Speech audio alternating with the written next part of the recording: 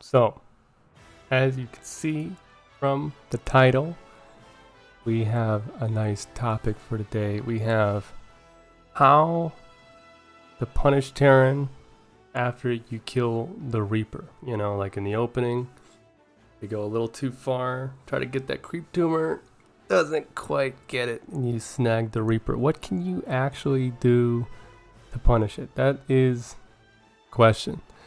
And it's kind of interesting because no one actually ever talks about this. In ZVT, when you kill the Reaper, a lot of people will tell me like, yeah, you kill the Reaper, so it's nice. Like they can't scout you and stuff, but like you can't really do much. Like what could you really do when the Reaper dies? And the answer to that changes actually pretty wildly, depending on when you killed the Reaper, where you killed the Reaper, like what you lost for killing the Reaper.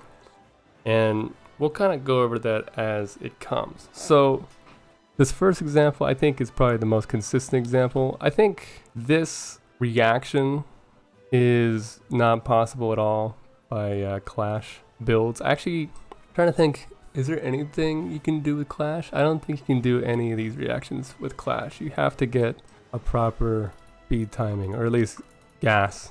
It doesn't actually necessarily have to be speed for one of these, but for this one, you definitely want the speed on the way. So that's important to keep in mind. You know, the downside to Clash is you can't do anything aggressive.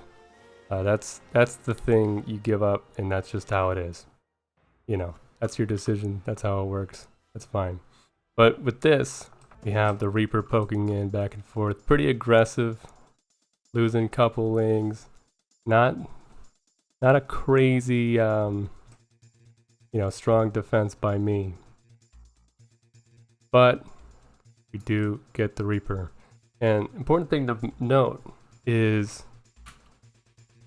we have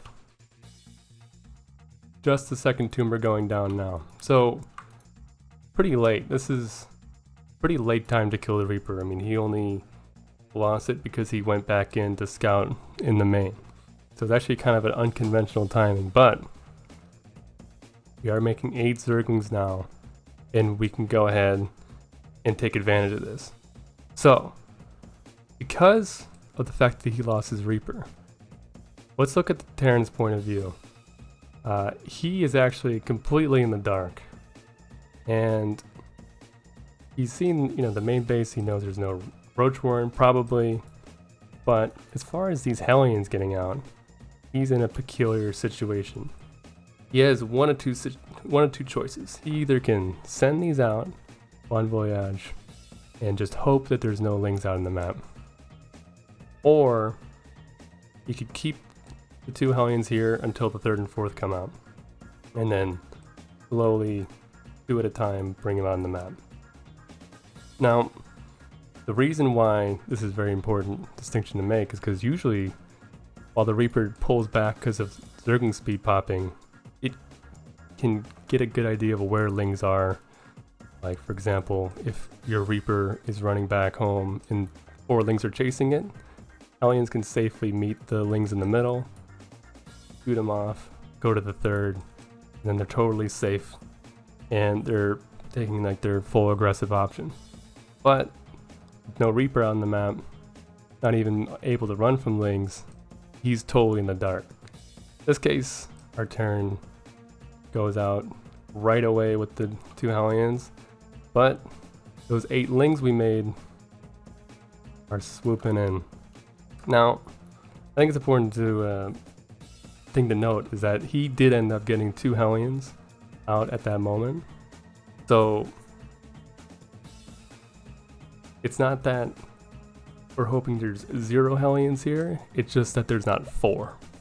Maybe if he paused and then ended up sending out the first 2 staggered, it could have ended up in a similar situation, but maybe the Hellions are here and they can pull back and then they can actually save a lot of stuff. But as it is, we got these 6 lings on these 2 Hellions while working 4 lings on the mineral line, and it's just a nightmare. And from this, we get huge momentum.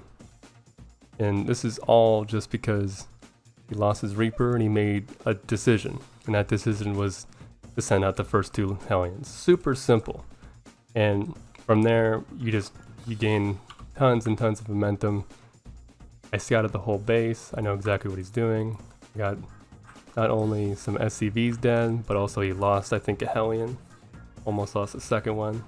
And now we're just in a really good spot just to play mid-game, which is great. And of course, if this wasn't a Banshee, then going like a Roach follow-up would be very good, but at that point it's just coin flipping. This is more a very consistent thing you can look for. I wouldn't say very consistent, but it's not like an all-in aggression you can do. It's just like, okay, kill the Reaper, we make 10 lings, we sit. Even better if you have like a OV out here so you can see the Hellions go in and out. That's the big key to this, is that you have a spotter. And if you don't, you kind of have to send like one ling forward and kind of check, like it's a little bit messy. So part of this will be your OV patterns too. Do you have vision of outside the net? If not, maybe we don't go for this. Maybe we chill. If you do, you can totally safely run the lings in, and then if he never moves out, you can just go back home and now they're defensive links. And you've just given yourself a really good opportunity to play aggressive ZVT in like the safest ways possible. It's really, really nice. That's the classic way, in my opinion, of doing this kind of stuff. So let's look at the second way. This way I think is more fun a little bit, but it's also more time sensitive. So what if the Terran leaves their Hellions the whole game? Like, what if they just like camp? Like the Hellions, these lings aren't gonna work. We got another option for any Hellion campy boys, and I like this. I like to have these two reactions paired with each other because I think it's really important to have them, how do you say it, like as a well-rounded response. Actually, that's not the right word. Having both of these things in your arsenal makes it so that you can kind of deal with anybody. So, you know, for the first one response, you can deal with the guys who send Hellions out right away. For this response, you deal with the super safe, keep all your Hellions home kind of guy. Of course, it all starts with the Reaper. Reaper goes down. Important thing to note is this Reaper goes down actually pretty early, before the second tumor goes down. So there is a little bit of a time sensitive situation here. I think if you kill the Reaper by the time the second tumor goes down, it's kind of too late. If you're putting down 2 tumors, this reaction doesn't really work as well, because what we're doing is we're canceling speed and we're getting a lair. Now, with this, you know, we're still getting our third queen and whatnot, but we want to get gas and we want to get a Roach ruin right away. Actually, mine should be down already, but it's lagging behind. But with this, we're going for a Roach Nidus. And the reason why this is good versus people who keep Hellions at home is they don't actually have the ability to scout.